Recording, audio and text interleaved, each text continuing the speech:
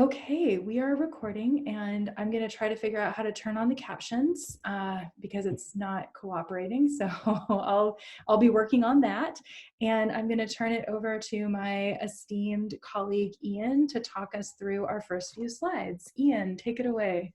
All right. Hi, everybody. Thank you so much for making time on a Friday afternoon to join us. We've all been working on this project through the summer, and we can't wait to share with you some of the foundations to it. We'll be talking through the grant activities, how we got here, as well as kind of where we're going for the first half hour. But then the major part of today is going to be a guided look at the guiding principles that we spent this summer developing. Let's go ahead and advance the slide if we could. So the big question you might have is like, why lead with guiding principles? There's going to be this big application process that's quite complex, and a lot of folks might be wanting that information right away. We wanted today to be a reflection of our team's own process. We dove in the spring, ready to structure this program, and we realized we need to take a step back. We need our entire process to really be guided from the get-go by anti-racist ideas. And so instead of getting lost in the weeds, we decided to build a strong foundation first. We really want you to have the chance to think about the deeper mission and the approach of anti-racist approaches before we start talking about the grant and the application. And we want today to start the work of battling against white supremacist approaches and ideologies, some of which might include things like diving right in, getting the work done, instead of taking time to think about questions of why, taking time to examine power balances and power relationships. In other words, we'd like today to be a model of some of the processes that we'll be carrying out in this institute. And there's support coming, and that gets us to our next slide. And hi, everyone. My name is Laura Sirocco, and I will tell you just a little bit about that support. We have very intentionally built in places where that will happen to kind of help you through and be present for you. One is that right now we understand that you might have tons of questions about how to apply and what's, we've seen a lot of the questions in the responses that we received from some of you. So we would like you to, oh, okay, sorry, I guess I'm seeing a different slide because in the one I have, we have linked here a Google Doc that Travis just put in the chat. So I'll just share it again in our chat here. But if you have any questions while this session's going on, please type them on that Google Doc. If you would like to have somebody kind of dedicated support for your department, email Jen and she will pair you up with somebody. It could be somebody who, if somebody from the leadership team is at your college, it could be that person, but it doesn't have to be. So if you'd like somebody else, perhaps for whatever reasons, then that would be, that's an option too. And we will have the Q&A sessions on the October the 2nd, the 9th, the 16th, and the 23rd. So those are Fridays, same time, where it will be like, sort of like, we envision it being in a way open office hours kind of thing where we can come in and help you through the application process.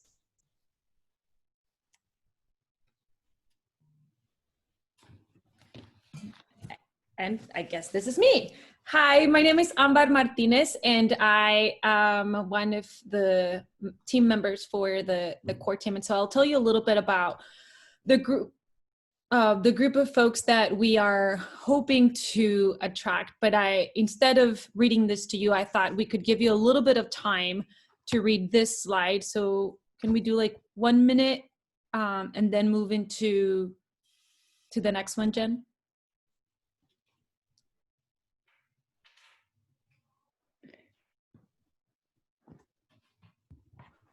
So please take the time to read this slide.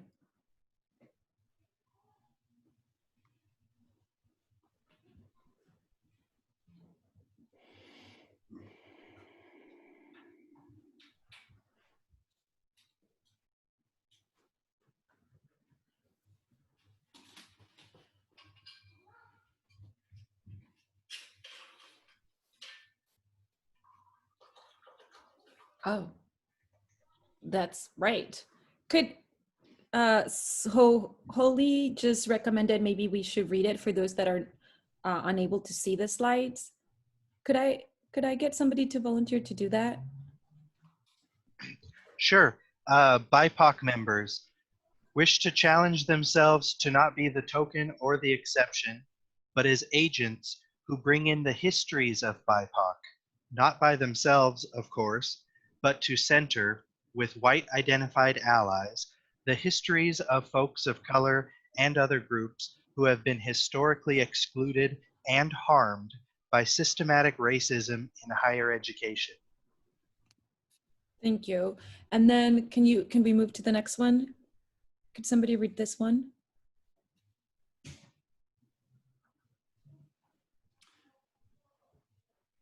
I can. Thank you. White identified members understand themselves as allies. Some call these kinds of allies co-conspirators because of the nature of the relationship to BIPOC colleagues in anti-racist work. This is also the notion of power with, or allies willing to center Black people, Indigenous people, multilingual learners, immigrants, and people of color in the work. And so the reason why we wanted to start the conversation about the team with this too is part of it because these are the people that we're hoping to attract. And so therefore, these are the people that we're striving as a team to become every day. But I think what's more important is as we move to the next slide is that the group that we have become, I think, is we had originally called ourselves the leadership team, and we've been calling that ourselves that for a while. But I think in conversations and really understanding our role is that we are truly a core team, right? We are in hopes of, like Ian said at the beginning, embodying the anti-racist values that we want to see in our system. So it's really about challenging ourselves to embody those values. And so we want to embrace collective leadership. And by that is that, yes, we are the folks that have been privileged enough to, by nature of our connections or by nature of the work that we've been doing for a long time, get to sit at the table and talk about this longer. But the hope is that whatever it is that we create as a core team, and you'll meet us shortly, whatever it is that we create as a core team, that you feel as an extended community and as a part of the team, when you become part of the team, the power to transform it as well. So everything is iterative, everything is constantly changing, and we are hoping that that's the work that you're invited into. And as you hear from Masao and everyone else who will talk about the guiding principles later, is that we are committed to that, right? And so I think part of it is that as white folks and as people of color in this work, oftentimes we feel like we have to be the experts in something, but we're really just discovering this work, and we're trying to create this process together. So. And I just want to apologize for my jumpy slide. I'm so sorry. So now Ambar, thank you for that. Very beautifully said. And so now each of the core team members is just going to say just a few words about what they hope to contribute to this project. Thank you. I'm Masao Inouye. This is my slide, and I am at Arizona State University.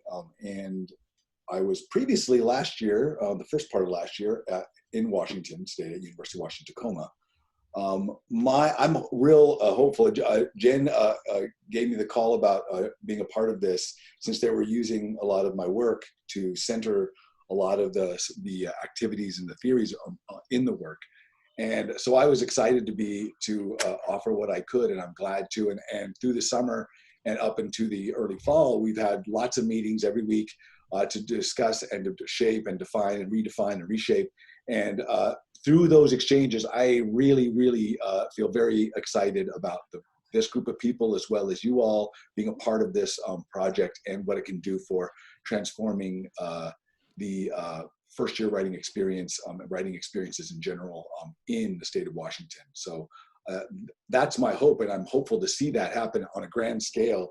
But I am just happy to be one small part in this. That everybody is important, so I'm just happy to be a little bit involved, even though I'm now in the desert and not.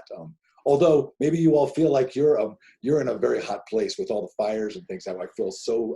My heart goes out to everyone there. I know we could still have, my wife and I have lots of family in Oregon and parts of Washington that are, have been affected in various ways by the fires. So, Thank you, Asal. Ambar? So my name is Ambar Martinez, and I'm currently an equity consultant with Guided Pathways at the State Board, trying to really challenge ourselves to not just talk about anti-racism or theorize about equity work, but embody that work in everything that we do. And so when Jen invited me to think about anti-racist assessment, I could not resist, and I'm very, very blessed to be part of this team. I'm excited for what we can create. I'm excited for the extended community now that all of you all are going to be part of, and that are going to help us really rethink how we do assessment in Washington and the world, Asal, the world. It's bigger than Washington. Tish? Hi, it's great to see all of you here. I'm really, really incredibly excited for this project for all the reasons that Ambar and Asal mentioned. I'm primarily part of this grant because I'm passionate about achieving educational justice for all students, but especially for our Black and Brown students. We live in a time when it's increasingly clear that Black and Brown lives are deeply undervalued and even violently treated. And we work in a higher ed system with racist origins, and that in many ways continues to inflict trauma on many of the minoritized students that we serve. And so I'm really excited for this project, for a chance to be part of something that's going to I love the fact that this grant is working to interrogate standardized expectations around English 101 and to find ways where we can work collectively to identify the ways that we can approach our craft from a place of love for ourselves and our students, and from a place of looking at it from an anti-racist lens. Together with all of you, I'm really excited for the opportunity to co-create anti-racist artifacts and practices that shift away from traditional educational models to ones that are radically inclusive of every kind of learner, and ones in which allows our students to show up as their authentic selves. Hello, everybody. So, hi, Sean. I don't know why Sean's showing up on my screen, but hi. But in any case, Hi. I'm here, and I'm very excited to be here. Thank you so much, Tish. And also, I have been negligent about the spotlight video. So sorry, everyone. I need to get back into my headspace of Zoom moderator. So I'm going to change the slide and to Dutch. And if everybody could just give me a moment while I change the spotlight video. Dutch, if you could start speaking, but not about what you were going to say, I'll find you and spotlight you. Thanks, Jen. I'm here. Okay, you are spotlighted. Now I can start. All right, thanks. Hey, everybody. My name is Dutch Henry, and I work with students at Shoreline Community College. I'm incredibly privileged to be involved in this project, and I can say without exaggeration that from the start of this work this spring, this work has changed my life, and it's changed how I teach, and I'm hoping that that changes my students' lives. I'm here in part because I have experience sort of scaling professional learning and supporting curriculum and faculty development, and I'm hopeful to just contribute a little bit of that experience to this incredibly ambitious and, as Tish pointed out, tremendously important. As Sal has said many times in many places, this is about life and death. Without exaggerating, it is about saving people's lives. So I'm honored to be here. Thanks. Thank you, Dutch. And now I'm, Jeff, if you could just start speaking, but not really introducing yourself, maybe clear your throat or something so I can make you a spotlight. Okay, yeah, I can do that. I think, is it working? Yeah, if you could just make some noises, just keep I talking. am making noises at this moment. I can't find you. Oh my goodness, what is happening? Oh, you have to do the spotlight thing, right. Jeff. Okay, so Maybe participants and search for me there. whew, you're the spotlight. Oh, I am. There I am. Hi, everybody. Jeff Klausman of Whatcom Community College. Let's see. What do I hope to bring to this? I imagine I'm going to get more out of this than I'm going to give. I think early on when Ambar was speaking about, or Ian was speaking about the old ways of doing things, just getting things done. That's kind of me. You know, I keep things moving and get things running. And I'm so pleased about our new core team because really shook up that foundation that I'm so used to working from, which is, you know, you set goals, you work backwards and determine a timeline and check things off. But I've been around with this project since 2015, I think, and I'm most interested in eliminating equity gaps in terms of access and a success. At the same time, of course, not of course, at the same time, transforming the experience of what's going on in the classrooms away from an assimilationist kind of approach to anti-racist. I'm thinking about the students who are coming into our programs across the state in 2023, 24, 25. They're in high school now, maybe middle school. What kind of place are they going to step into then? And what can we do now to make that happen? That's what I'm most interested in, what I'm looking for all of us to do. Jeff, thank you so much. And Latoya, I am going to just make you the spotlight. If you could start your video. Stars. Hi, everybody. Can you see me? Oh, God, there I am. All right. So my name is Latoya. Okay. All right. My name is Latoya Reed. Apparently, my old college radio name is up here on the slide that I wasn't aware of. I teach developmental studies or developmental English and English at Tacoma Community College. And I am one of the much newer additions to the core team. Everybody else has more experience working with the state board and kind of converging and coming together with all of the other schools in the system. So I think what I might be able to bring to this group is the perspective of somebody who is kind of a newbie, right, a neophyte, as well as the perspective of somebody who comes from an institution where we've just fairly recently built a critical mass that is really passionately, enthusiastically into becoming anti-racist practitioners. And so I'm hoping that I can offer their perspectives and I'm really excited about the work that we're doing. I think this is going to be tremendous. Thank you.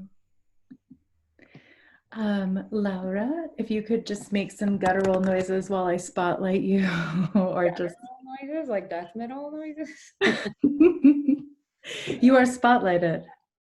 Hi everyone, nice to meet you. My name is Laura Suraco and I teach English at Highline College, where I often teach an English 101, 110, so it offers developmental English credits. I am in this group as somebody who's in some ways new to this group at the state level. I've attended some of the Decomposing English 101 sessions, and I was really inspired by this, this energy in the room that I sense about just changing things that we're told can't be really changed, or just that's questioning the status quo. So I specifically want to do anti-racist work because I believe that if our institutions are truly open access and are welcoming of the people in our communities, we can't just do the same and expect people to come and adapt. We need to be institutions where we foster a sense of belonging, where we question racist practices, where we validate the experiences of our students. And that's really hard. That's been really hard for me to learn and to continue to do. And I want to learn how to do that in community and really practice being, or engage in the work of a scholar practitioner with you all. So that's some of the reasons why I'm here. Thank you. That was beautiful. Thank you so much. Travis, please. Yeah, not yet, not yet. Hold on. Okay, you are spotlighted. Right. Thanks, Jen. Hi, everybody. I'm Travis Margoni. I'm an English instructor at Yakima Valley College. And just to build a little bit on what Laura was just saying, you know, I've learned in my 5 years, almost 6 years now here in Yakima, that equity and anti-racist work, separate things, sometimes different things, hopefully one leads to the next, really is about our institutions becoming more like our communities in many cases, rather than being white institutions that look to shape the community into what our structures have always been, and the racism that is implicit in that process is something that I've learned a little bit about how to challenge, and I'm continuing to learn how to challenge that. And it's just a privilege to be here in a supportive role and learn as I go and continue this work at a state level. So thanks. Thank you, Travis. Ian? All right, here I am making noise to be found. There we go. Latoya, I have to confess it was me that added Lady T to your slide. I hope that's okay. It's totally fine. It took me aback because I'm like looking and I'm like, oh, okay. A little bit of a surprise in the middle of a giant presentation. That was totally fine. That was a jerk move. But my name's Ian Sherman. I'm an English instructor from Green River College. I'm the writing program administrator for the college. And I've been working with the Decomposing English 101 group for several years now. As a group, and we'll talk about this more later, we arrived on a mission after poking at English 101 for a while, that we decided that really our mission is creating anti-racist curriculum for English 101. And I can't not separate that from the mission of community colleges themselves, at least as we've come to understand it. Community colleges should be places to undo the systemic racism, bias, and power structures that are so baked into American society. It's the perfect spot for this work to happen. And so it's hard for me in my mind to separate anti-racist work from what my job is. Ian, thank you. So please hold while I spotlight myself. So this is a picture of me and my supervisor, Dr. Bill Moore, who is on the call but has asked me not to embarrass him by making him say anything. And our former colleague, Jackie Epler-Clark, who recently retired, and Lori Christ is on the call. So Lori, we're gonna have to get a new picture with you in it. But I've been in my role at the state board since 2013. And over those years, I've learned a lot from my boss about how do we really serve faculty, like in assessment, teaching, and learning. And we have always prided ourselves on getting faculty together to talk under the umbrella of assessment, but to do work that matters to faculty and that will matter for students. And so I've learned a lot from Bill about applying for funding, and Dutch will talk a little bit about this, but it is my dream that we create a shared language and a really solid foundation around anti-racist writing, assessment, ecologies. And for those of you who have been receiving my many emails, since 2014, my email signature has consistently been a quote from Asao. I have just found his scholarship to be so transformative for me. It's been a real touchstone. And so I'm just so honored to get to work on this project and carry on a legacy of the assessment, teaching, and learning department, building communities of practice of faculty around meaningful assessment. I'm going to unspotlight myself. And Dutch, am I spotlighting you first or Jeff first? Jeff, I believe. Okay.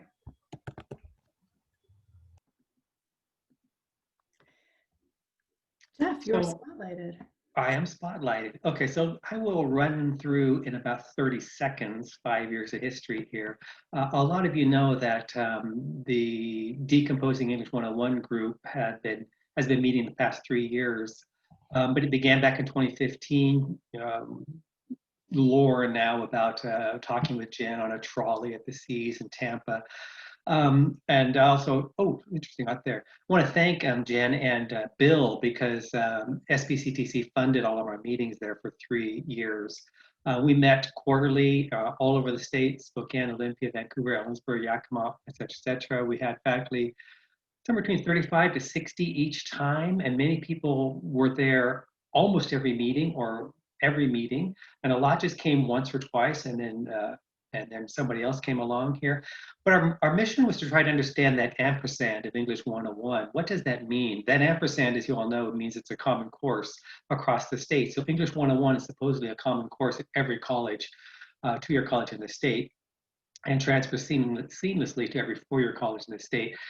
I knew from talking to people that it was not the same kind of class. It was very different in many different places. And so we met to just talk about that. And Jen mentioned community practice, and it really did start as a community practice. Go to the next slide, Jen.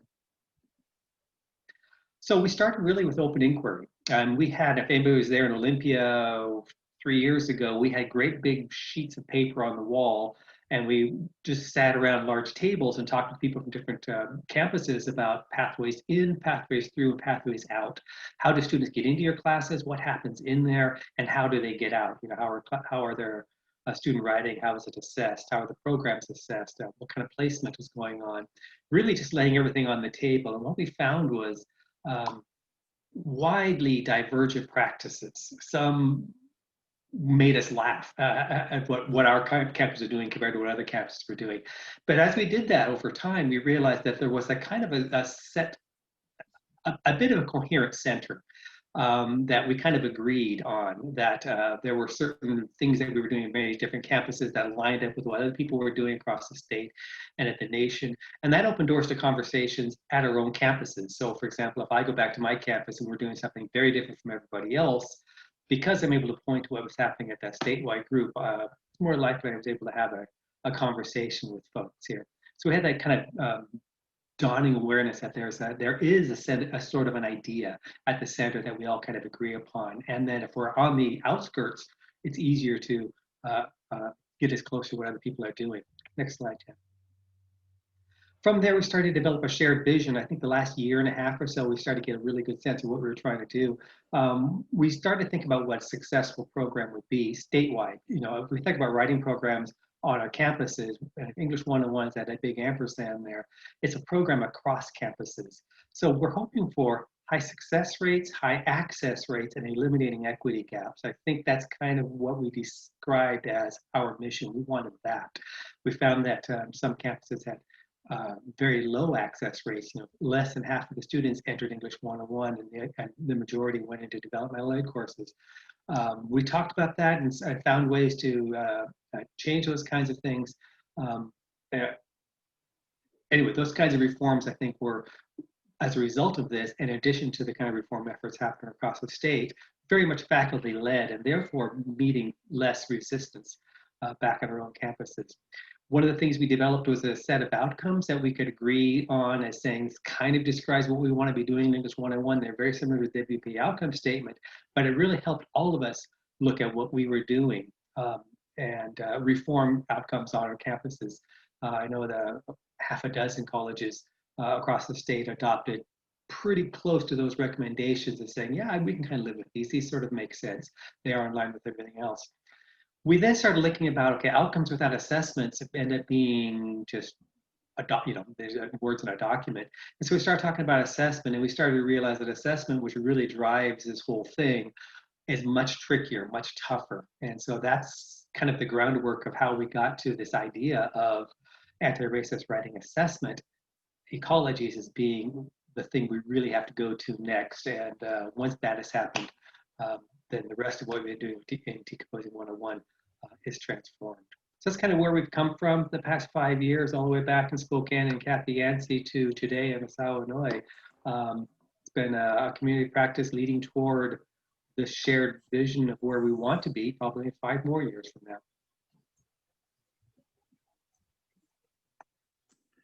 Wow, you're getting good at this, Jen.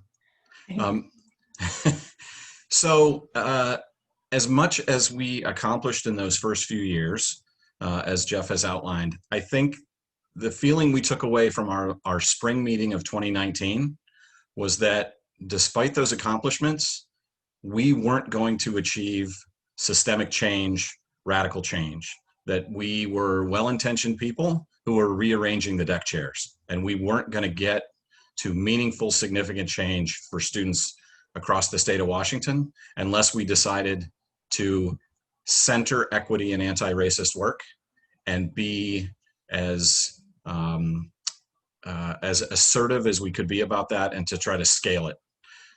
So we ended up in this place where we knew we had to address these things more directly, and that we needed to take on anti-racist assessment ecologies across the state in English 101. So go ahead, Jen. So we decided to go big. We were ambitious. Our first grant application for this project asked for in excess of $3 million. We wanted to work with 420 English faculty statewide, and we wanted to impact 30,000 students as quickly as we could. And we have to all give credit to Jen for thinking big and saying this was really about what we were going to do.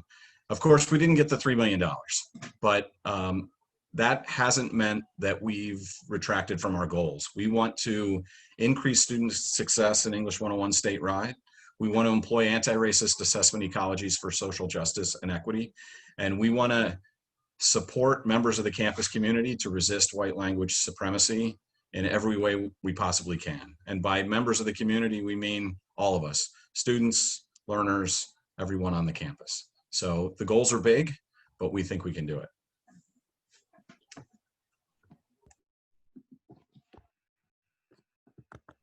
Hi.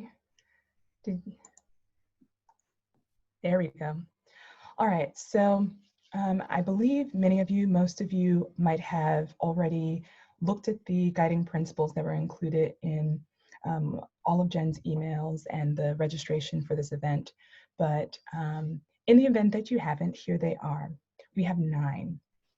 Now, these guiding principles, Asal will be leading us in an anti-racist reading practice shortly, where we'll be able to read not just the principles, but the rationale for each.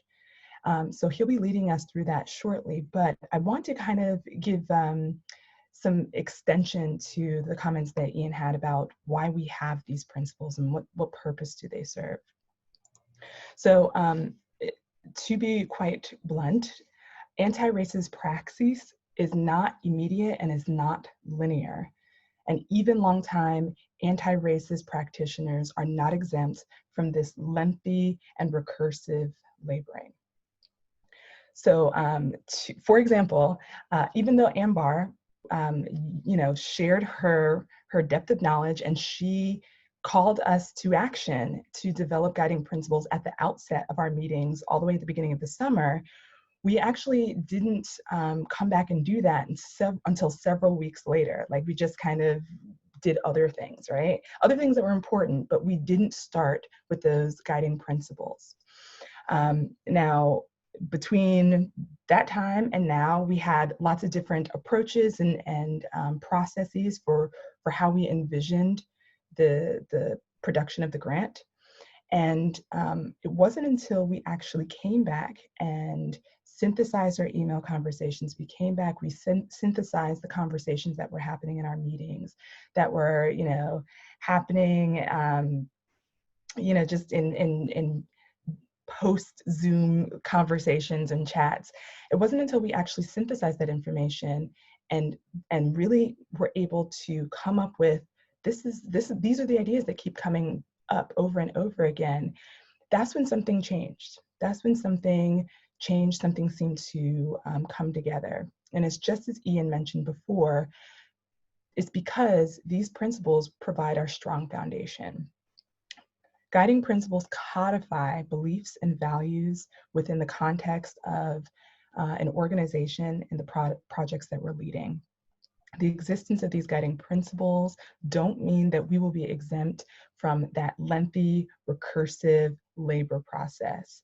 If anything, it just means that they're going to be a North Star of sorts. They are going to allow us so that that recursive process, maybe those circles are a bit tighter, a bit smaller, right? And a bit more focused as we move forward to our collective goal. So that is why we have these guiding principles. We want to make sure that we understand at every point of this process what we're about. Latoya, thank you so much. That was beautiful. Asao, you have the spotlight. Okay, so I'm going to just talk real briefly about the labor instructions and what they're about, but I'm not going to go into any detail. And of course, if you have questions or and that kind of thing, write them in the Google Doc, and we will definitely want to answer those.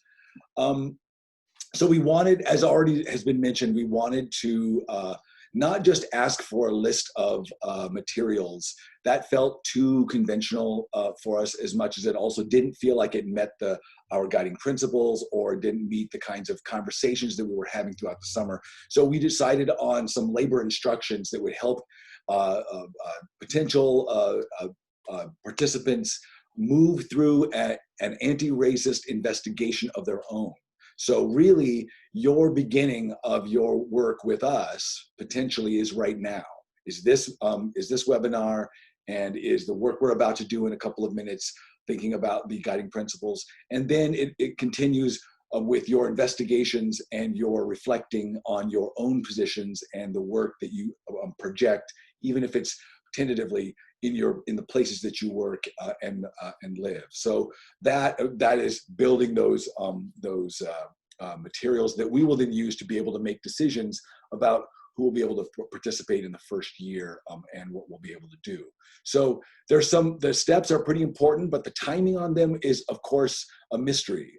So we made the best guess as we could, knowing that they're probably going to vary widely depending on the groups and people involved and how much information or details you need or have access to at any given moment. And so there's lots of constraints as well as lots of limitations in terms of what you can get and so forth. But of course, these are labor instructions that are meant to guide your labors. And those labors are the more important than giving us something particular in terms of a product. So there is the first most important thing is, of course, the selection of the people involved, and that should be done because those folks will be involved in the process of the labor instructions, hopefully. You can do that in a number of ways, but the labor instructions provide or assume that the group will either divvy up some of that work and also do some of that work in reflecting and thinking and analyzing together. And then, of course, there's certain data that you really need to look at. And we give you some options, but it will differ and vary depending on your institutional context and who the players and such are involved. So I don't want to say too much more because I want us to keep us on track for the most important part of this webinar, which is the process of looking at those guiding principles. Is there anything about the labor instructions before we go, a quick question or whatever that anyone has that we might be able to answer for you at this stage? And Travis, if you don't mind just reviewing the Google Doc, I can't see it without not sharing my screen anymore. Yeah, no questions there right now. Okay. But so hopefully they will be self-explanatory, but of course, if you have questions as you go through them, don't expect to sit down in one afternoon and finish them all in one sitting. It will take quite a bit of time, but it's a good idea to review them all with your group and then decide what the best strategy will be for you to move through that process. Okay, well, let's move to doing these. So what I wanted to do when thinking about how to move us through is through these principles is I really want us to start thinking about your work, your inner work, as much as that leads to outer work, structural work in your places, to start here in this webinar. And the best place to start is to think about the guiding principles. So I want you to think about our reading of these principles as not just reading and trying to grapple with thinking about what they might mean for me and my practices in my classrooms or the practices in my school, but I also want you to think about it as decolonizing your own mind. So think about what I'm going to ask you to do is once we read these out loud, you're going to do just a couple of minutes of writing between every two. So each slide has two of the principles. We'll read those two, and then we'll pause for about 2, 3, 4 minutes. You'll do some writing. So have either a pencil and paper or a separate Google Doc for yourself open to do some typing, whatever works best for you. And I'll prompt you through that as well. The prompting for that will be similar for each slide, but it might be just slightly different in 1 or 2 places. So the most important thing is that we're trying to decolonize our own understanding and reading of these things. That is, and you'll see what I mean, but the first way we're going to try to do that is to investigate our emotional responses to some of these ideas, even the ones that feel a little like we know our commitments are for anti-racism, otherwise you wouldn't be here probably. But we all have varying degrees or varying levels of understanding and stake in that. And that's where we can feel uncomfortable about having certain kinds of feelings about certain ideas. And that's what I want us to just to start thinking about. Okay, so maybe I'll have Tish start. Maybe Tish and then let's go with Dutch. We'll read one and then Dutch can read the second one, and then we'll pause and then I'll have we'll click the slide. Okay, great. So our first guiding principle is abstain from ahistoricism. True progress can only be measured if one knows how far they have traveled and why they made the journey. This anti-racist, I'll just say AWE grant was not developed as yet another social justice initiative. Instead, it was created to address the persisting racial equity gaps present in the statewide English 101 placement and completion data, as well as the historical lack of systemic transformation of English 101 as a crucial gatekeeper course in students' academic pathways. Our work has also been deeply informed by lessons learned from the body of writing assessment literature and the insights of faculty who participated in the years-long Decomposing English 101 leadership team and the larger community of practice. Moreover, this institutional and systemic data has been grounded in an understanding of our nation's history of racial inequity, of assimilationist education, and of white language supremacy. We will continue to predicate our progress on a critical reckoning of our past. Evolve in order to serve. If one of our duties as educators is to serve the whole student, we have a responsibility to evolve and embed anti-racist instruction into our English 101 curriculum. Not only do 21st century learners need to be race literate in order to navigate society responsibly and effectively, but students of all identities will be nourished by instruction that dismantles a white supremacist culture that is in symbiosis with other forms of oppression. Okay, thank you, readers. And if you click the slide, it should give us a little animation. There we go. So here's the prompt. What I want us to do is take 10 seconds and take 3 deep, slow breaths in through your nose, out your mouth, just to feel yourself in your body at this moment.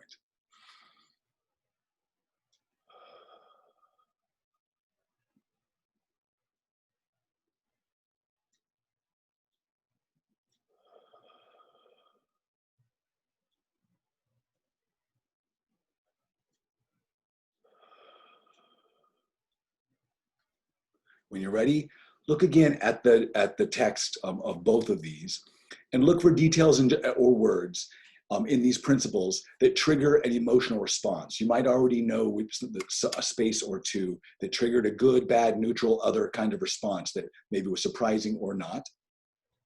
But find those, and that's where you can go to step 3 and investigate. What exactly were you feeling or are feeling at this moment when you read or hear those words? And how do your emotions manifest? That is, how do they manifest in your body? And why do you think you're emotionally invested in those ideas or words in this context? There's the heart of the reflection at this step. And that will lead you to the next step. When you're ready, look back or locate back. What experiences, biases, ideas, and values or stake do you have in these words and ideas that make them so emotion-filled for you? Where do those emotions and ideas come from in your life? Could be training, could be schooling, could be background, something else.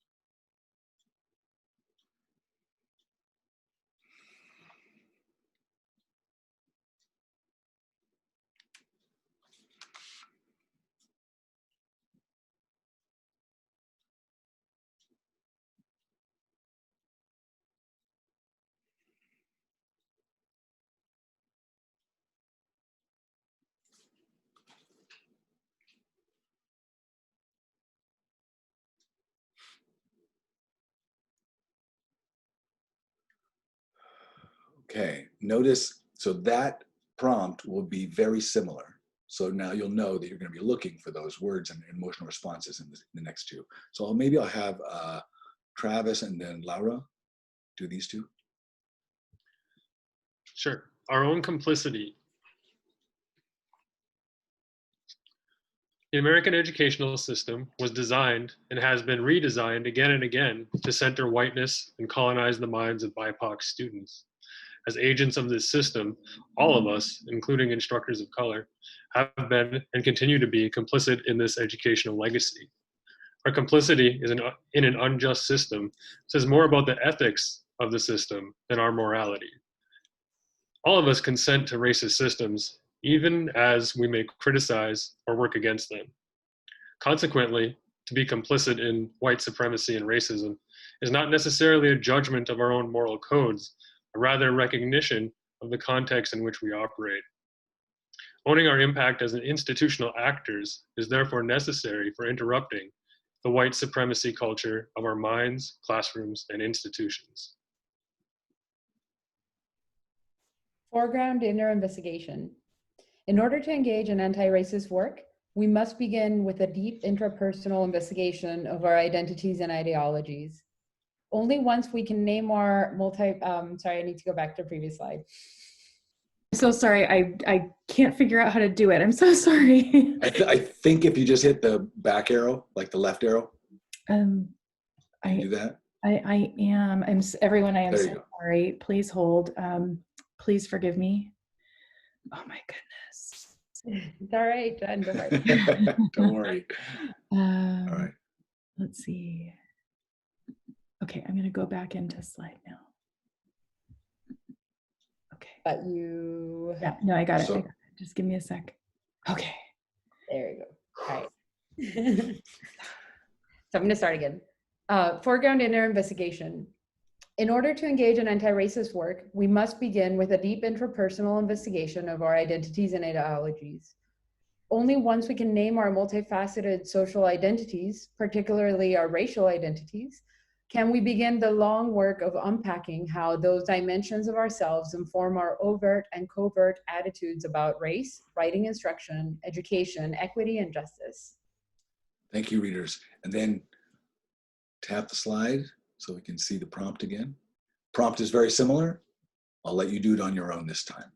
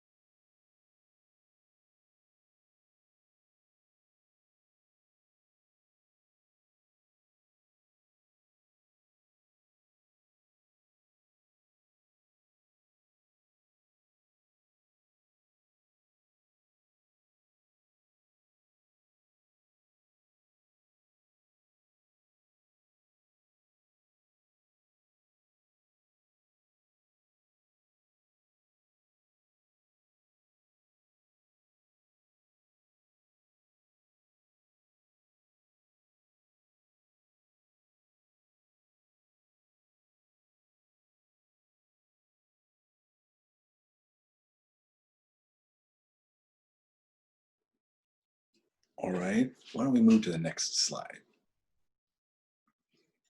And I'll have Ambar and Latoya.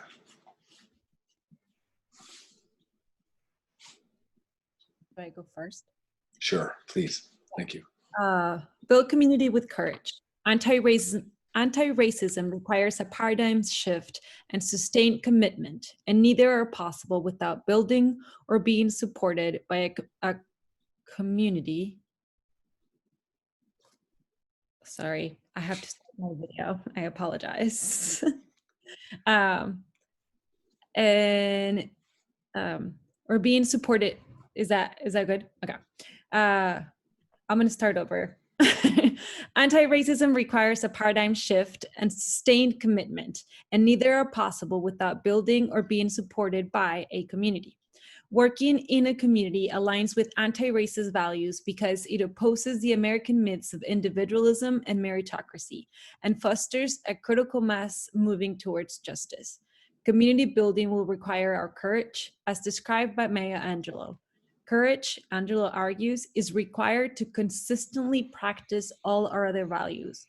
Therefore, as we engage as a professional learning community, let us be led by the virtue of courage, for it will fortify our consistent efforts to engage with the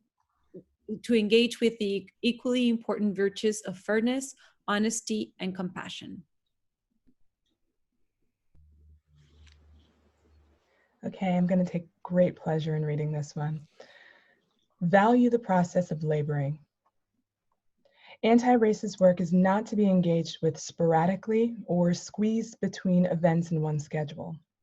If making such a commitment challenges us, we must answer this question from Asao Inoue. What are your fucking priorities? As anti-racism is a lengthy, sometimes recursive process, we must commit wholly and habitually to the perpetual act of becoming anti-racist educators. Thank you. And then show the prompt. And again, we'll spend about 3 minutes doing this. So move through those steps again.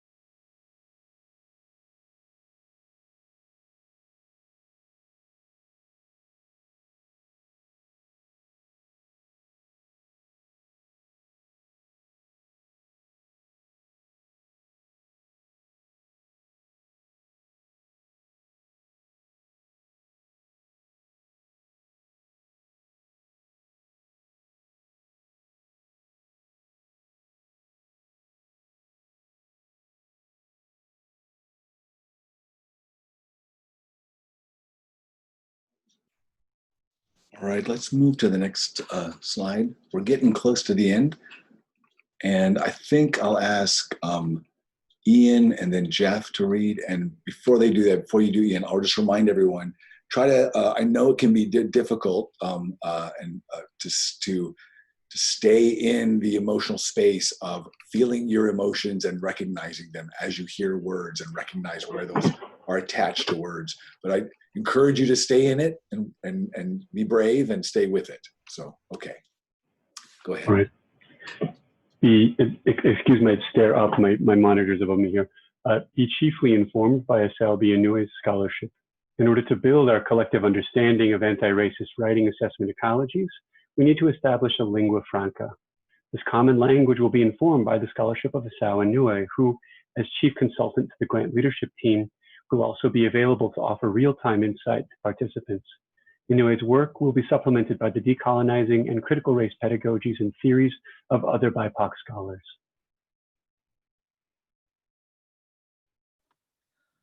Focus on racism as an assessment problem. In his book, Antiracist Writing Assessment Ecologies, Teaching and Assessing Writing for a Socially Just Future, AWAE Inui posits racism is an assessment problem, which can only be fully solved by changing the system of assessment, by changing the classroom writing assessment ecology. The work of the AWAE grant embraces this view and will thus task participants to reconcile an ecology shaped by white language supremacy, which is the supremacy of English that comes primarily from white upper and middle class groups of people who have made decisions, rules, policies, and standards based on their form of English. White language supremacy leads to racist outcomes in schools and writing classrooms and the formation of explicit and implicit biases regarding race. Our eventual production of race literate writing assessment materials will aim to dismantle a system that perpetuates these injustices. Show us that our prompt again, and I'll give you a few more minutes to go through these steps again.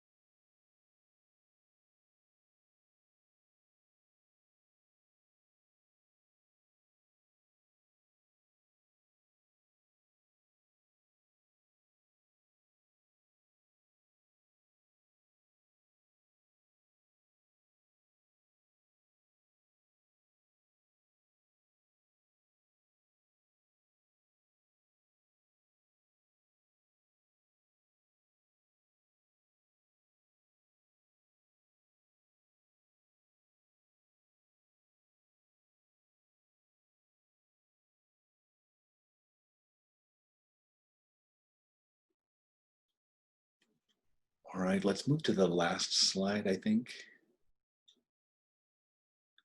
And if it's okay, Jen, I'd like to have you read this.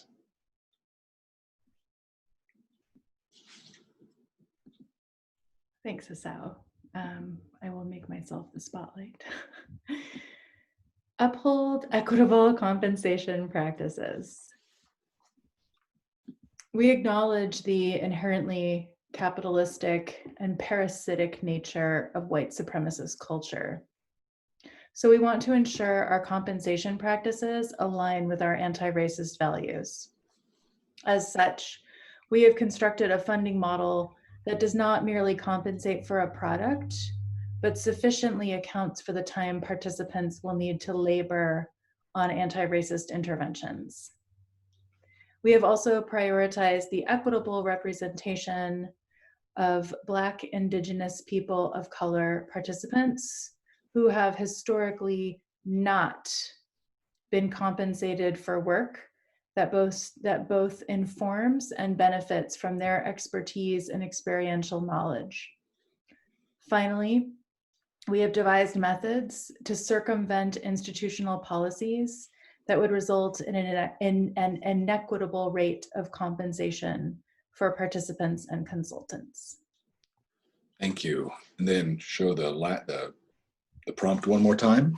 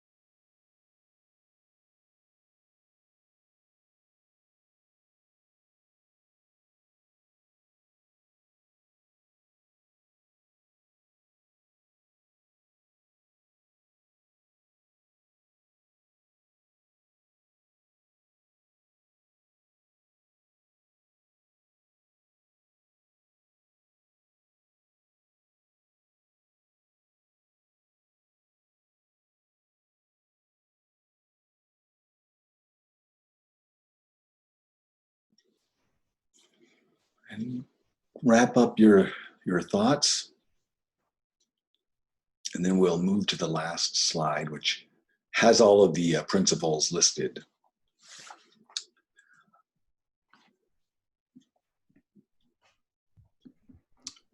Asal, should I try to fix that? Fix what? Oh, never mind. It's fixed. I'm sorry. Okay. Now it's fine. paranoid. Oh yeah.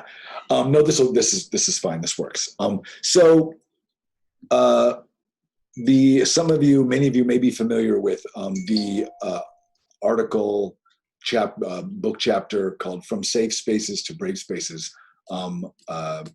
that came out a couple of years ago by Brian Arreo and Christy Clemens. And in it, they describe the difference between the institutionally conventional safe spaces for things like conversations around race and racism and white supremacy, and brave spaces, which are meant to be much more, produce more conflict. Conflict isn't bad though. Conflict is natural within human communities.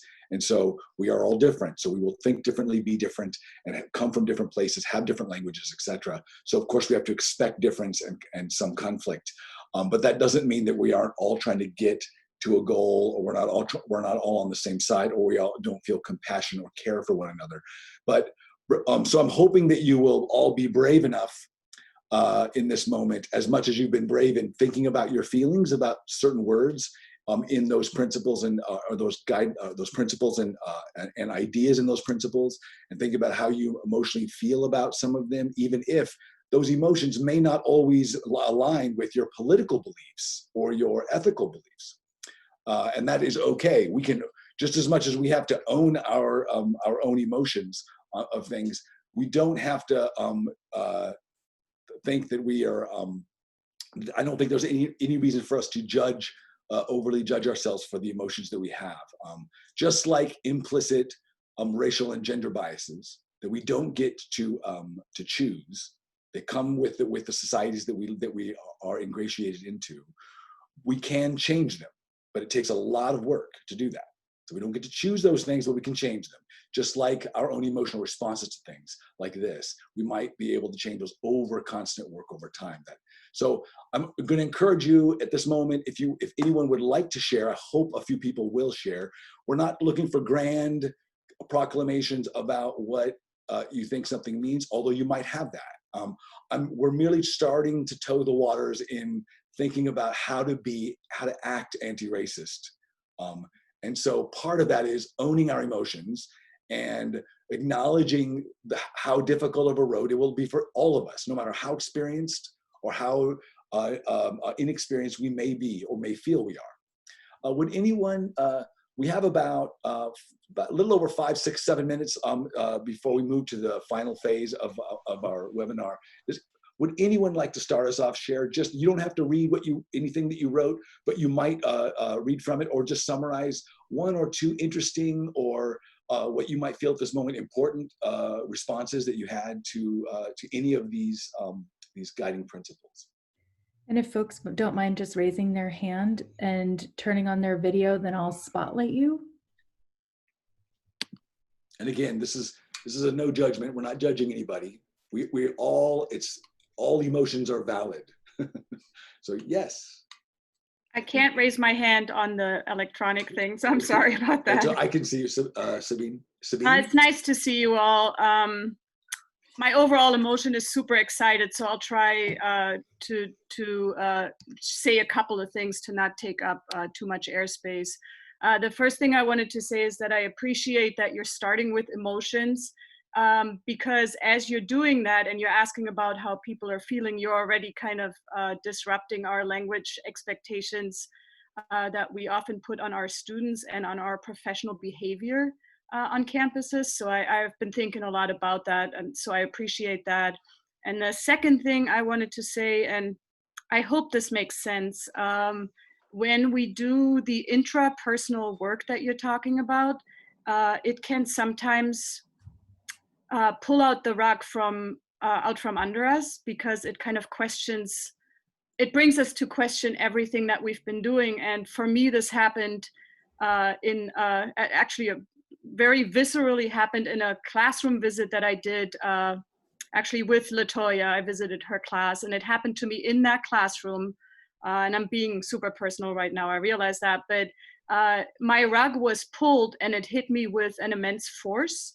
And I think it makes sense to realize that when we do that intrapersonal work, if we do it honestly and authentically, then this can happen. And what I feel about these guiding principles and this grant work is that it's giving me some footing back, and I feel very strongly that I need that, and that maybe many others of us need that. And that's very much linked to Asao's quote, you know, what are your fucking priorities? Because if we're doing it right, then we realize that this work is us, that's who we are. And that's very powerful. So I guess I'm feeling excited, and I feel gratitude. Thanks. Is it, I want to pronounce your name right. Is it Sabine? It's Sabina. I know it Sabina, looked like okay. Sabine. I should have Okay. fixed that in the No, in the no, name. it's fine. Well, thank you so much, Sabina. I appreciate those comments and offering that little bit of personal sort of insight into your own sort of process. I think you remind me of how important and how contrary, as I think you mentioned, contrary it is to what we typically think of our job is, and when we teach language, which is it's a logocentric, it's intellectual primarily. It's about words on the page or on the computer screen, and it's not about emotional responses, or it's not about our emotions or some embodied aspect of ourselves, when in fact, I would argue that all of our language experiences are embodied in such a way that they're so interlaced with emotions that many of us, we've tucked those emotions away. We found ways to not have to have emotions or not have to recognize them as such. Even the idea of having a dispassionate response to an argument, that's still an emotional response. We've just labeled that, I think, this is me now, I think we've labeled that response as dispassionate, as emotionless, when in fact it's still an emotion. It's just an emotion that's not like other emotions in that it might show up in a different way. So thank you, Sabina. We have time for maybe one or two more shares?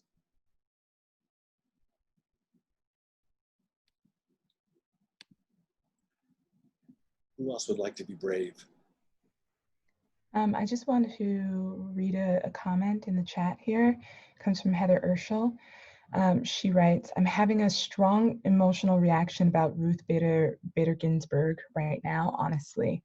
But I'm feeling both excited and terrified, in all caps, to do this anti-racist work in teaching college writing to dramatically change assessment practices at my college.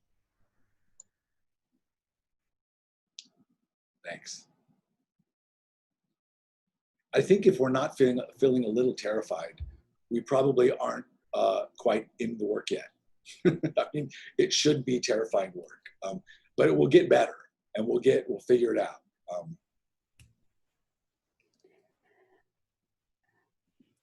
Can I? Yeah, I'm feeling terrified too, honestly, but I quite like this insistence on emotion, because it's very different from how most of us teach in our classrooms. Generally draws from, you know, the Enlightenment philosophies of rationalism and this insistence on logic and emotions being, you know, relegated to the margins. So that is really good. I feel very emotionally about this because I grew up in India, and it takes a toll on you sometimes to negotiate between two cultures using one language and translating, between cultures. What makes me really happy is the fact that you talk about the expertise and experiential knowledge of Black, Indigenous, and people of color participants, because that way you give them a platform to transform the racist pedagogical practices. And I think that is very commendable. And that means a lot to me. Yeah, that's about it. Thank you. Thank you. I want to keep us on track. We have like 1 minute, but Jen, So we yeah. do have, could Nan speak? Would that be okay? Yeah, please, please. Hi everyone. I know we just have 1 minute left, so I don't know if it would be appropriate for me to pose a question that came out of my reflection, and if there's not enough time, I can come back to office hours, because I know that you'll be holding office hours too. Please ask your question. We'll see if we can do what we can. The term that really stuck out to me is to teach students to become race literate. I am a 1.5 generation immigrant from China, and I didn't know anything about race before I came to this country, and I came as a teenager. And so to me, you know, it's a lifelong journey to understand. The history of America is the history of race. And as I was reflecting, I was thinking about how I have personally, you talk about complicity, and I was thinking about how I have personally benefited from the system. I honestly don't think I would have gotten my job as an English professor without learning standardized English. And recently, one of my former students in my English 101 class, she is a refugee from Iran, and she is in the nursing program after working as a nurse in her own country for more than 10 years. And while she did great with all her lab work, her teacher gave her a very poor grade in terms of her writing. And as a result of that, she lost her scholarship, and I had to write a letter to support her. And I posed this question to Jen too in an email I sent to her, which is, what are your thoughts on the issues of alignment? Because I feel a lot of these four-year programs and four-year universities and the workforce are serving as gatekeepers. So I'm concerned about what happens to my students when they leave our classrooms. And how they're going to be evaluated when they leave our classrooms. So those are really good paradoxes right now. You know, the necessity, if you will, of a standardized dominant white English in the United States, or really globally, and the necessity of all the other languages and Englishes that are already operating, fully functioning, fully a part of our students and others' lives. I think that will not be easy to figure out how to solve that, because I think it's a paradox that we'll be struggling through daily. So thank you so much for that. We'll keep thinking about those issues. I was thinking of something as you made me think of something as you were speaking, and one of the things I was thinking about was the discourse around literacy instruction has often been, at least in the circles I've been in, which have been mostly, although not completely, universities, is that the university somehow is meant to help urge along community colleges and high schools because they feed them oftentimes with students, right? However, I really feel I'm very encouraged by this group, by the number of people here, as well as by the group that I've worked with on this project so far, and the goals that we all have. I'm very encouraged that that will not be the paradigm in Washington, that it will actually be the other way around, that the community colleges, the work that we are doing here should make changes upstream, if you will, at the university, and that this is the place that gets dictated, because this is the place where the real change in terms of becoming more equitable, more anti-racist for our students lives matters and where it will matter for them down the road. So how will they be judged? I think we should be able to help dictate how they will be judged tomorrow if they go on to university, or if they go to a job, or if they go somewhere else. So I think that's a really, really, really important paradox that we have to stick with. But I think eventually it could turn into something else, a paradigm that is shifted. I do think so. I'm encouraged by this, because I think I really love the energy and the engagement that you all have had here in coming to this. It really is encouraging to me. So thank you so much, Nana, and thank you. I'm gonna mess up your name, so I'm gonna try. Jayandrina, is that right? Okay. Thank you for your comment as well. I'm gonna turn this over to Jen or whomever is next to finish. Oh, is it Tish? Okay, Tish. Okay. Let's see, Jen, can we get to the next slide? Yes, absolutely. We can, I think. There's also some great comments in the chat. I don't know if we have time to read them. Well, I was going to say, why don't you bring us home, and then folks who need to leave can leave. And then those of us who can stay, I can stay. We could have a meeting after the meeting where we just continue, and it will keep being recorded for those who want to stay and can. And let me just refresh my screen really quickly so that so that it comes back up again. Okay. And okay, while Jen does that, I just want to, on behalf of the entire leadership team, I just want to thank all of you here today for your interest in applying for this grant, and for accepting the invitation to think, analyze, and reflect on how to advance English 101 through an anti-racist writing ecology.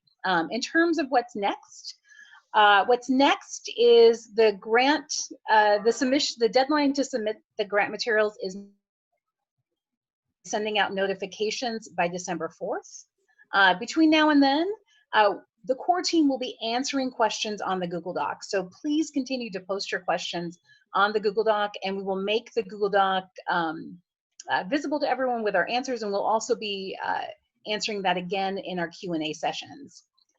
If any departments are interested in dedicated support for your department, please email Jen, and she will have one of us from the core team serve as your contact and as your direct resource. And also keep in mind that we do have upcoming Q&A sessions. So on October 2nd, 9th, 16th, and 23rd, from 3:30 to 5, we're holding essentially open office hours for you to come in, ask questions, engage in a discussion, and work with us if you need some further assistance or guidance in completing the application process. One final comment I'll give is that what I hope is clear from today's information session is that the application process is not a perfunctory step to complete before engaging in this work. It is the work.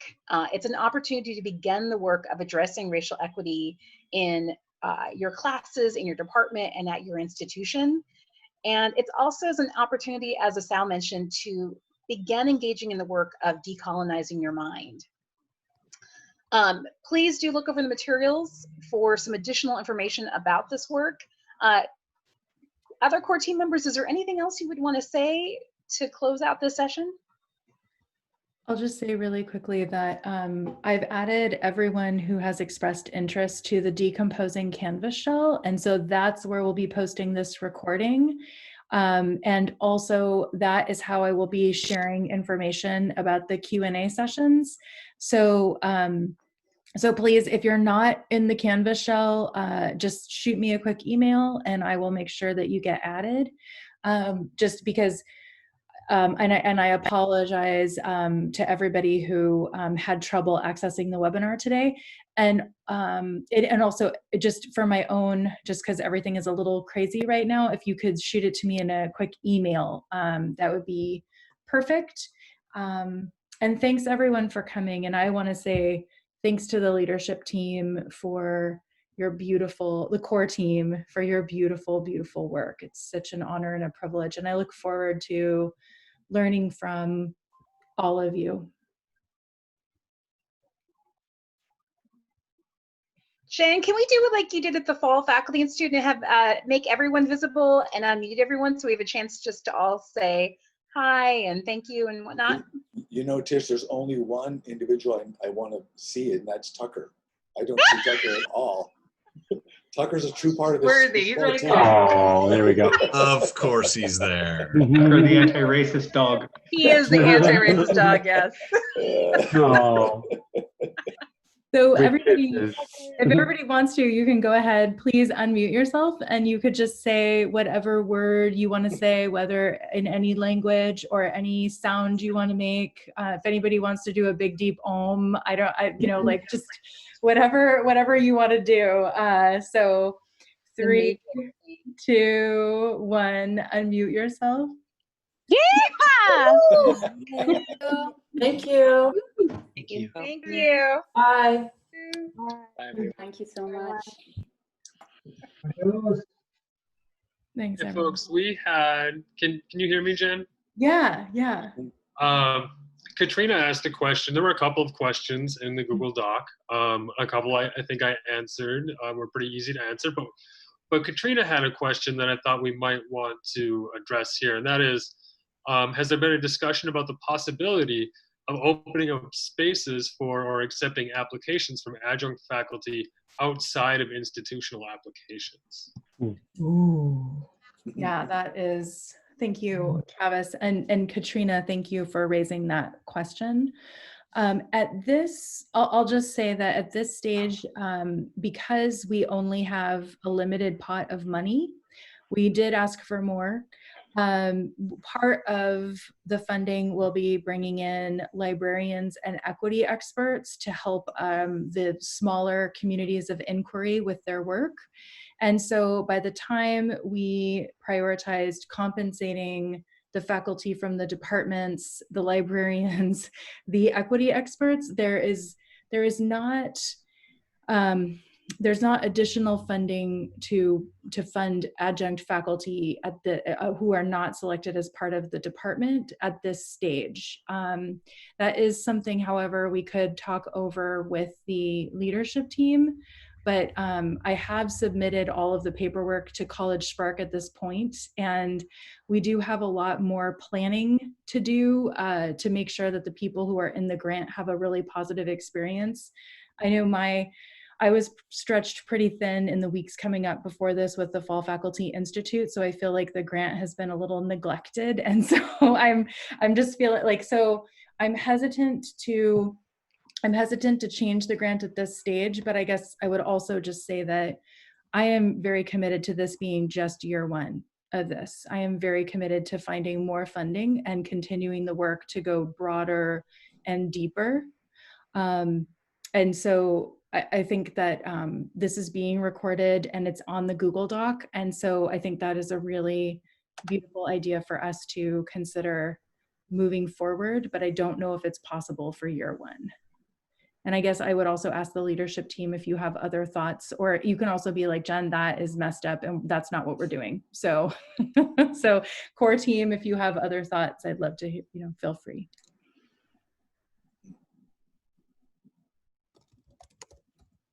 I could sort of, because another question kind of relates to this, and I addressed this briefly, but I think that sounds good, Jen, and what my understanding is, but we won't be doing the exact same work again next year in this modality, in this format.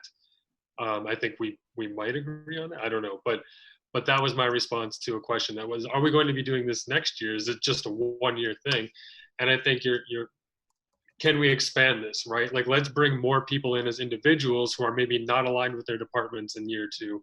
And I think that's something I'd like to see us prioritize, if possible, moving forward. Yeah. I wonder if I was able to secure funding, would it be possible?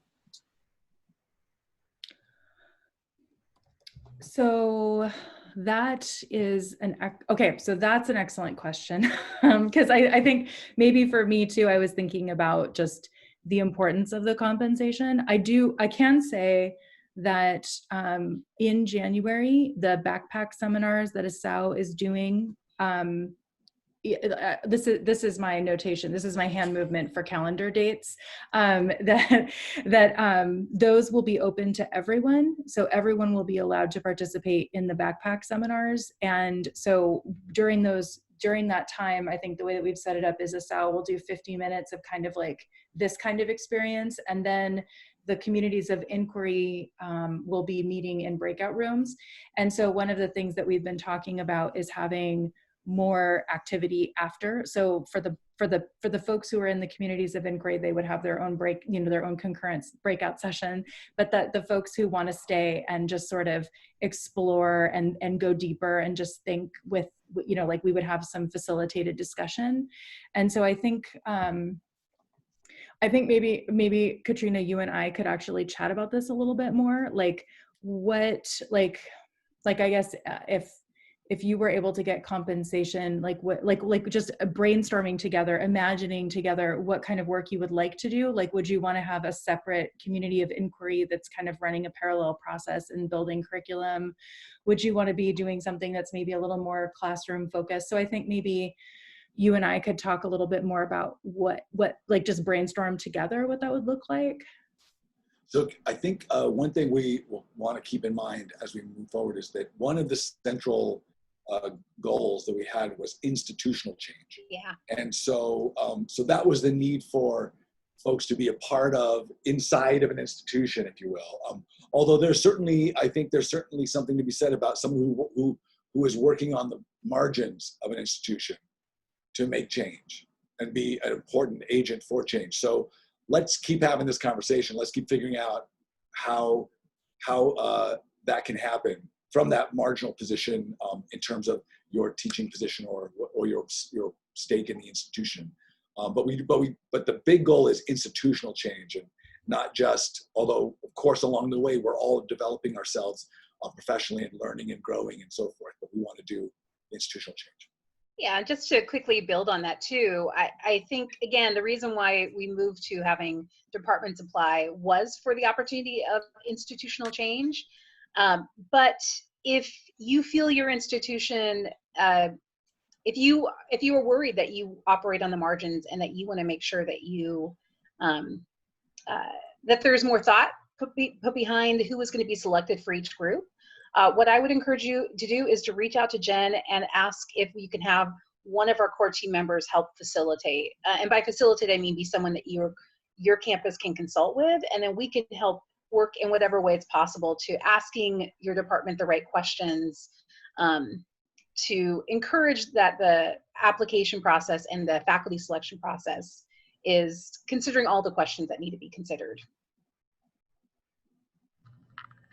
Okay, and I totally understand that that's generally how these things work. But as someone who, I initiated a gender studies minor at a rather conservative university, taught the first LGBT history course, and did just a lot of work that would be considered outside of your traditional adjunct faculty member. I think that maybe that distinction isn't as real as it maybe used to be. And I want you guys to be aware of that, if that makes sense. But I totally respect and thank you for all of your time and thought on this. And I may take you up on that offer to kind of think through how this might work at our institution. Yeah. Thank you.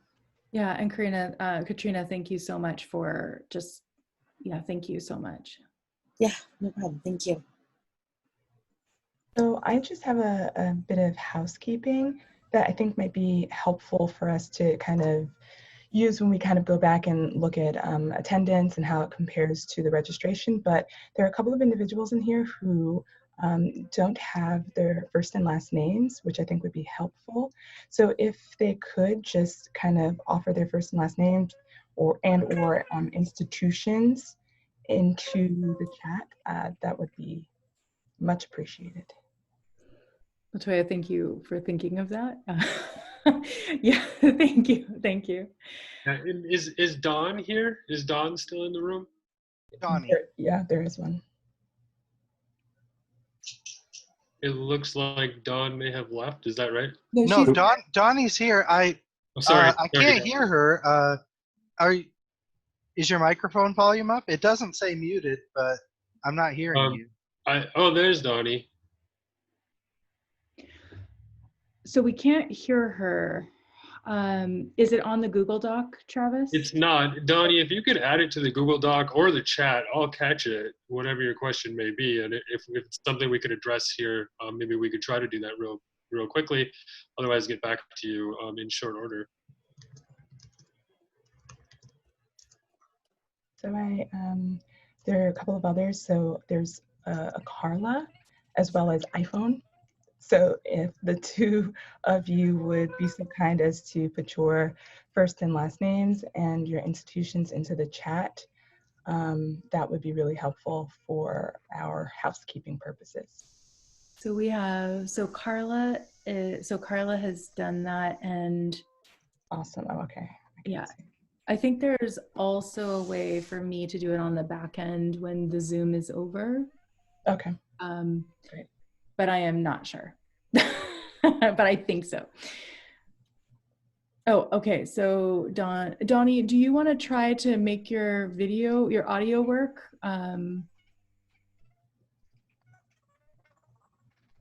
So do you want a little tech support real quick? No. Okay. Can I hear myself? There we go. Now I hear you now. Okay. What do you know? Yeah, this Zoom is so funny. One time it wants me to use one mic, and then the next time it wants me to use something else. This is easier than trying to type it. So our school is really tiny, Big Bend. We have a 4-person English department. Developmental English, where I primarily work, is institutionally separated from English department, and it causes a lot of difficulties because then we're looked at as the other. However, all of our English classes, I was able to get them, we've evolved them into English and 101 classes with support if the students need it, in an effort to allow students to gain English 101 in that one quarter instead of multiple quarters. And we're working on it. The other thing that's we're trying to accomplish right now is a change in the way we place, because the placement we're using does not close equity gaps at all. It limits so many students from placing in 101 who should. And so I'm trying to work on that. But Octaviano and I are really we're the only two who are interested in this, because it's what we're trying to work towards. So I don't know. We would like to do this work. Is our situation compatible with the grant and the work? You know, I don't know, because we're a little weird. Donnie, can I see if I can say back to you the question and the kind of the question you're posing to make sure I understand it? Okay. So what I'm hearing you saying is that you don't have enough people to participate, and so you're wondering if you should still submit an application and possibly and I'm just going back to an email exchange that we had. Are you also asking if it's possible for you to be maybe partnered with another institution who maybe only has 2 people? Mm-hmm. So I think what I would say to you is I would definitely go ahead and still submit the grant because you want to, and also because I know there's at least one other department in that situation. And then that is something that the leadership team and I would look at, maybe it's, instead of 6 departments, it's 7 departments with 2 people from number 6 and number 7, but unfortunately, we won't really know until we get all the materials in and take a look and think about who's represented, what's the makeup, and because everything is so emergent, it's hard to predict what is going to happen, but I do think that if part of the labor-based process with the materials is to make, sort of rhetorical argument for why you're making the choices that you're making in terms of who you're putting forward and why you would be good candidates to the grant. And so, or to the project for year 1. So my thought would be, go for it. Okay, great. Well, Yeah, that's great. Didn't know if we were out of the running 100% because of our situation or not. Well, So you're that's not the only department who's asked me this, and so I guess I was thinking that's an interesting thing. And if I didn't believe strongly in the quality of our labor process and that doing it anyway is like, I don't know if Dutch is still on the call, but we were talking about how oftentimes program assessment is not what we want it to be. And basically, I think what we've created, or what ASAO has drafted, and what the leadership team or the core team has sort of fleshed out, is a really beautiful program assessment around what it means to lead with racial equity. So I think you'll still get a lot out of doing the process, even if you're not selected. okay. And if I didn't believe in our process, I'd be, you know, I would have a different answer. So Kat asked that same question, and I think I kind of made the same suggestion, but that she may also want to contact you. Kat may also want to contact you about that. There was a question from Justin Erickson then of what if at Whatcom everybody's so excited and everybody wants to be a part of it? Could they split the money if everybody was willing to take less pay and incorporate more people? Can I just make a noise like, whoo? Justin. Whew. My thought is that we would, like, that would be something that we would probably need to discuss as a leadership team, because we have a certain number of communities of inquiry, and I'm not quite sure how self-sustaining the communities of inquiry will be. And right now, one member from the core team is kind of serving as the contact leadership person for each of those communities of inquiry, those groups of 4. And I don't know what that would do to our numbers or to the artifacts we're trying to develop. However, I think it's something for us to consider. Like, if Whatcom is willing to, you know, and I have a feeling that you might not be the only department who might have more interested people, and who that might be something that you want to consider. I think that is something that I'd want to bring back to the leadership team, because it might cause us to make some pretty big, drastic changes to our structure. And our structure, I don't want to be like, but we worked really hard on our structure, but I'm going to say it. Like, we worked really hard on this structure, and we've had so many hours of conversation around it. And so at this stage in the game, I'm a little hesitant to change it, because everything already is so emergent. And I want to make sure that we support the experience of the participants in year 1, because I think we're going to learn a lot from year 1. The other thing I'll just add quickly, Jen, is that I don't think faculty need to be part of the grant to benefit from the grant. So for example, if Whatcom has a team that's selected, there is nothing precluding other members of the department from attending the backpack sessions, as an example, because those are going to be open to everyone. And there's nothing that prevents the team, if Whatcom is selected, from engaging in the work at the department level. So holding meetings on their campus where the work is discussed together, worked on together, reflected on together.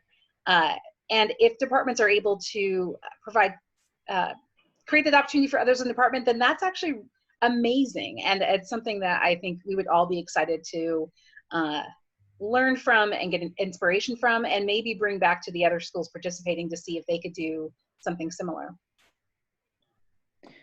I was going to say something similar. I think Green River's in the same boat. We have so many folks interested in participating, but you know, the other thing we have is so many folks engaged right now in anti-racist work. And so one of the things that I told my faculty today is, like, we'll have one team engaging in this project, but we're going to have so many folks doing this work that we'll need to spend extra time coordinating, discussing, and kind of like weaving the projects together. And so I want to make sure that we know that even though this is a really big project, it's not the end all be all. And this work should be happening in numerous spaces, you know, and I'd argue for keeping it with 4 for that reason.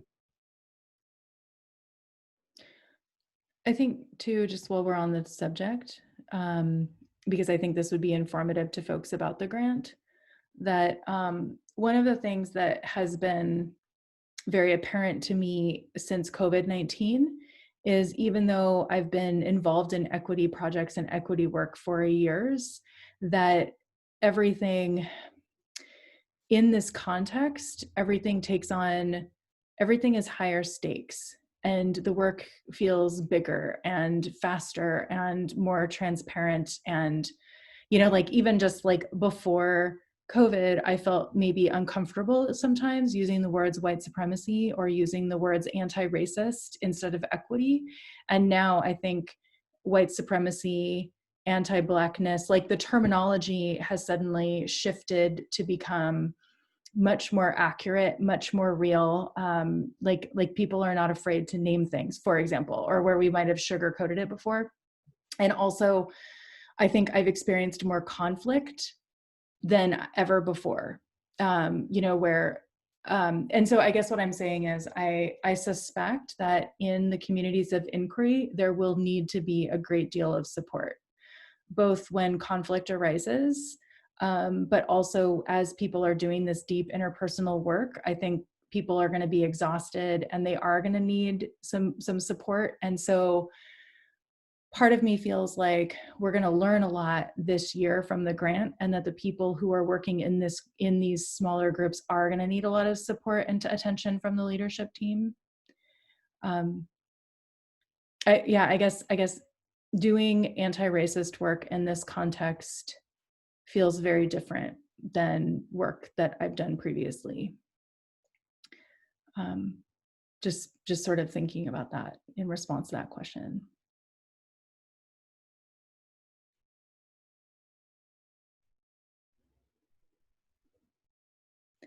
And Justin, I guess the other thing I'm thinking about is, like, I really wanted this project to meet where people were at capacity, like what's the work that a department can't do, or where a department may have gotten stuck, or where we all maybe have gotten stuck a little bit, like what's keeping us from getting critical mass, like what's keeping this from becoming the thing that everybody does.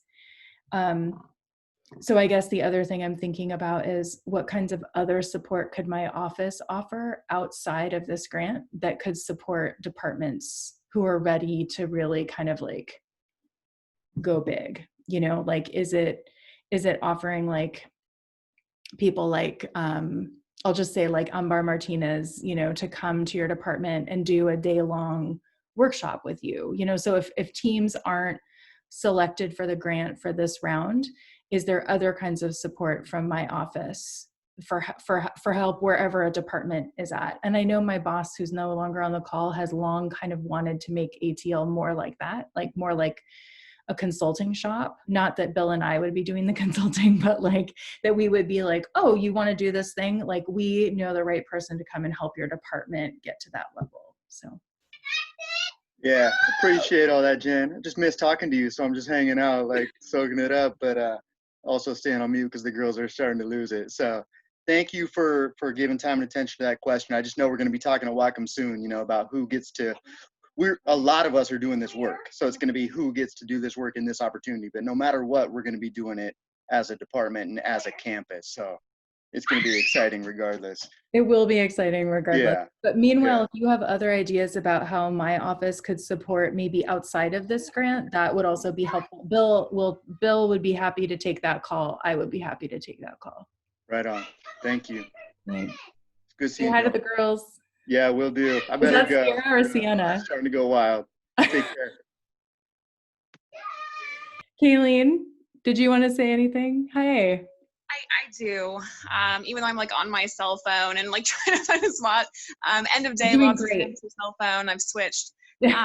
So I just what Katrina said earlier, and I know Katrina's not on the call anymore, but I felt like really compelled to say something after she took that, what I think is extremely brave moment to say something. And I'm just, for folks that are adjuncts or in non-tenure track lines, but in no way are are not part-time and are very invested and extremely involved. Could the core team revisit that conversation? And I don't feel like it's about me personally, like oh gosh, I have to be involved in this year or something. I don't think that will happen, in a non-tenure track line. But I think for other, for people who are extremely invested in this work, and while I am, once again, it's not about me. It's just about, I hope that more folks could get involved that are in non-tenure track and in adjunct positions that are really extremely involved. So I guess I just wanted to say something on behalf of my colleague Katrina, who I've had the privilege to work with at SPSUC, and just really wanted to show some support for her and other people in this position.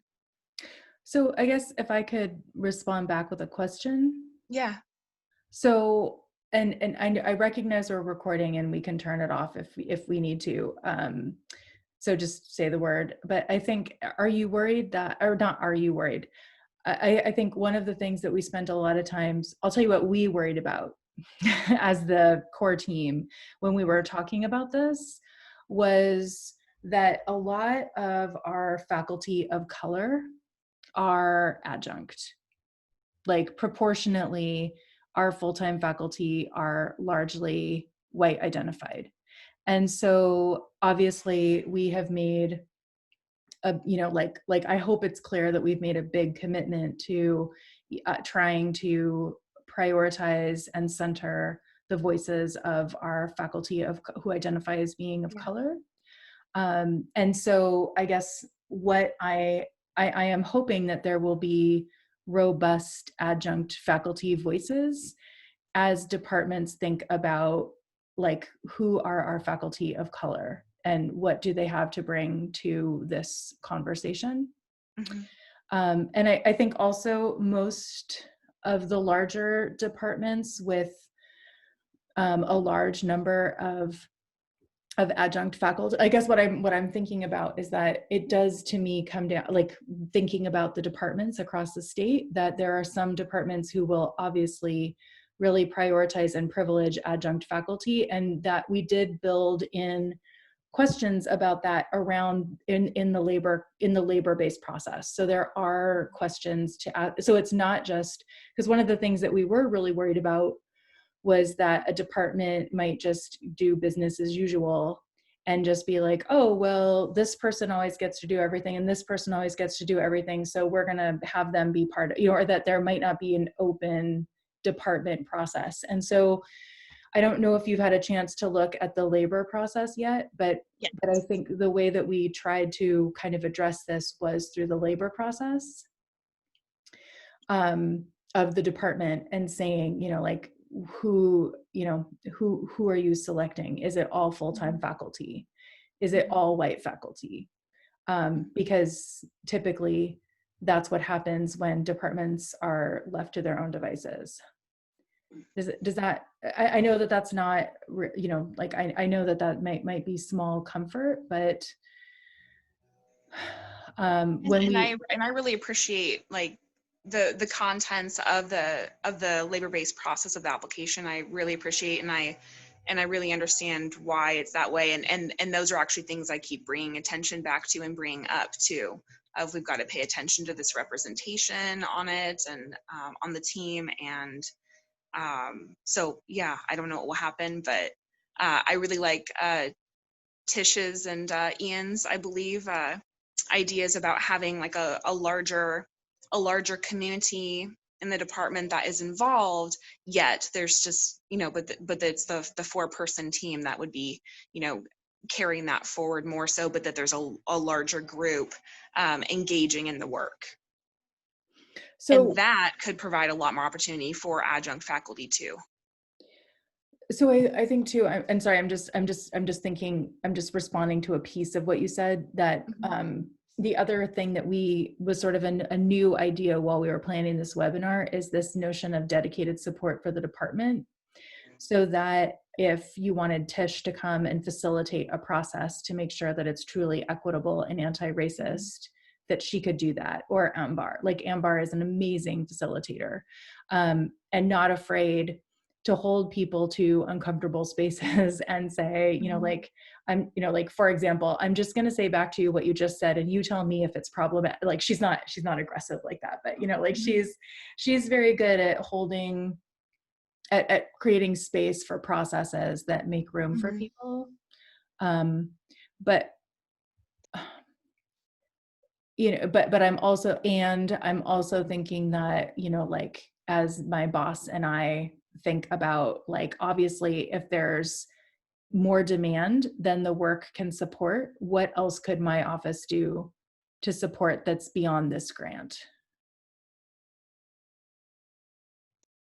Yeah, and this is definitely a question that I'll bring up to my department, and also, I mean, I love the idea of having, you know, of us connecting more directly with a representative from the core team too. So, yeah, I will definitely bring this up as I report back. Yeah, and just to go back to what you said earlier, you know, Karina, both of you, thank you for doing Brave Space, because there are so many inequities in our system and so many power imbalances, and obviously this is a huge one. Yeah, thank you. Yeah. It is much different, I think, experience for my colleagues who are also people of color. And we have these conversations a lot. Yeah, Ambar. And I specifically mean my colleagues who are also adjuncts who are people of color. Right. I think, you know, one of the hardest pieces is that, you know, Ambar and I frequently talk about, you know, like, is how do you do anti-racist work in racist systems? Like, just, I was so excited when we got $300,000. And then when I thought about, like, how little that is, you know, like when you start sort of just thinking about, okay, well, we want to do this and we want to do this and we want to do this, you know, like, I wish that I had been able to get more money. And I guess the other thing I'll just say really quickly is that if we were doing this in a face-to-face environment, the way that the grant had originally been structured, where I had planned that the majority of the work would take place in face-to-face spaces over, you know, like on a Thursday and Friday afternoon, you know, while we're all at like Semiamu or something, that, like, I'm much more familiar with how to work inclusively in those spaces. And so trying to put the entire thing online, just like teaching, it just opened up so many more inequities. So I think that's also been hard, is thinking about how do you design inclusively in all online spaces. Yeah, absolutely. I'm trying to keep my microphone muted because my cats are playing next to me. Oh, cats. Oh, no, you're good. You're good. But thank you for hanging out a bit longer. And I do have just one more related question. I've had the privilege of being able to be connected through Decomposing 101 these past few years, and it's been one of the most like meaningful connections to other people and to professional development. And I'm wondering, with now, you know, in this very, very important progression to action taking place, and it totally makes sense that the focus of this next year absolutely be on the teams with the, you know, working on this grant. And will there in addition be still larger events, you know, perhaps hosted through Zoom this year for like a Decomposing 101 or a Composing 101? Will those meetings still happen is my bottom line question. Yeah, and sorry that it took me so many words to ask that. No, so right now, like originally I had wanted to do something in the spring for Decomposing English 101. And today when I was in the Canvas shell, I was like, oh, we should do a Decomposing 101 event. because of COVID, with the STEM communities of practice and the other communities of practice for corrections faculty and world languages faculty who have very steep learning challenges in COVID. So for the fall, my big goal is going to be getting this grant off the ground, doing follow-up programming from the Fall Faculty Institute, and then working with a different group that's meeting right now on anti-racist criteria for professional development, and then also going after some major NSF funding for the STEM COPs. And so I don't know that I'm going to be able to make something happen for the fall. However, that said, I think like if we were able to do something smaller in scope, like to do the decomposing retreats, like it always took like, I think maybe 3 to 5 hours a week of volunteer labor to plan those. And so I don't know that I have capacity to plan like an actual event, but we could do something more informal, like a happy hour. And also in January, when ASAO does the backpack seminars, those will be open to everybody. So I think, so there'll be four of those. Travis, I saw you unmuted yourself. Do you have an idea?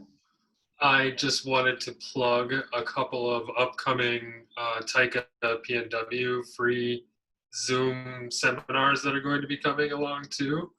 The first one's going to be on hiring and sort of preparing to work at two-year colleges. So I don't know if that's going to be necessarily what you're looking for, Kayleen, but that's the one for October. We have 1 or 2 others planned for fall too. So keep an eye out for those, and they may not meet all of your decomposing and anti-racist desires right now, but they're free and they're a great community to engage with, and one of them will be sort of about like equity and anti-racist work. At least one of them will be. So, Travis, do you have capacity to post those to the decomposing Canvas shell? Yeah, yes. And Travis, I'll definitely go to those. I sat in on the last one as well, and it was just nice to be able to connect. And I guess, Jen, even something like informal that's not taking additional planning could be really nice just to connect with folks.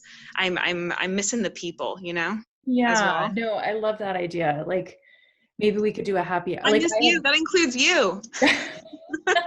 Well, stop it.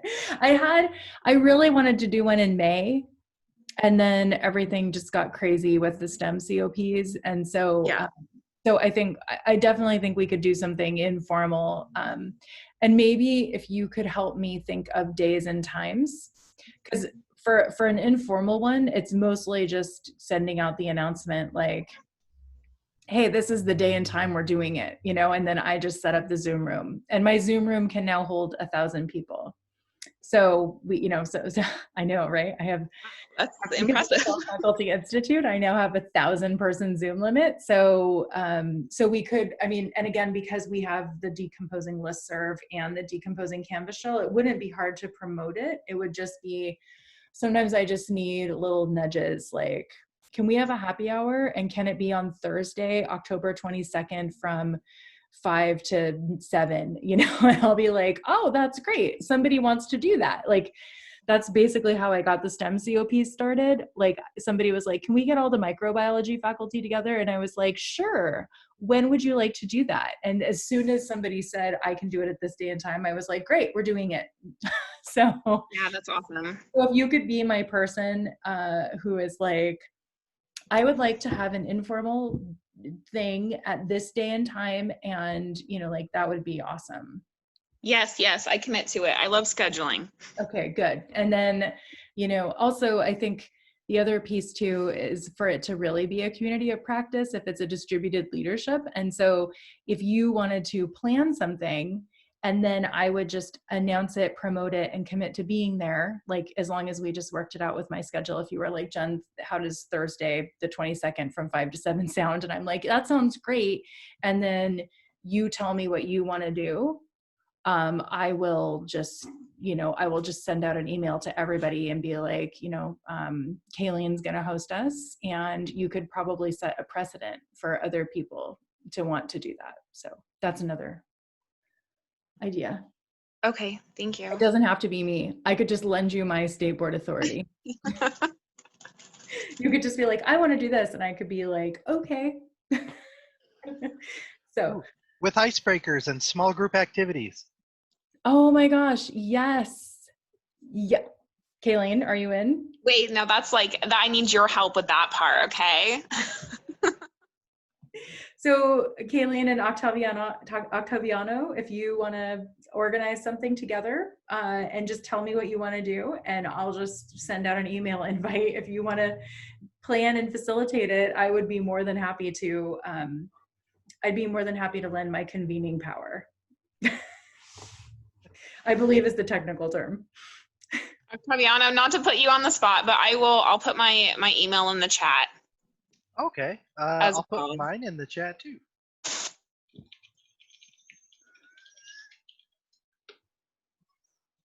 That sounds super fun. Well, everyone, there is another meeting that I am missing. Oh my gosh. I know, isn't it great? No, this is my most important thing. And I told them I would be late. They wanted to have a meeting on Friday night because it was the first week of school and nobody wanted to meet. We usually meet at 8 a.m. on Friday mornings. And they were like, we don't want to meet at 8 a.m. on Friday morning. So during this oh my gosh. Oh, wow. But thank you for hanging out with us. I don't know if you want to include this in the recording to everybody though, since we're just, here so casually, but it doesn't matter either way. Probably no one would last that long anyways. But thank you. It's nice to see you, Travis, and Jen and Octaviano. It's very nice to meet you. And thank you all. Okay. Take care. Okay. Have a good weekend. Thanks. Yeah, you too. Bye-bye. Thanks, everybody. And Travis, thanks all of you for staying until the bitter end. I really appreciate it. It's nice. I've started chopping vegetables. Oh, I love it. Well, it was the meeting after the meeting, right? Like right. The best Good. One. The best meeting is the meeting after the meeting. The vegetable after party there. Okay. Right. I know. All right. I don't even have any alcohol in the house. Like, this is going to be a dry Friday evening for me. All right. Bye, Take folks. care, See you soon.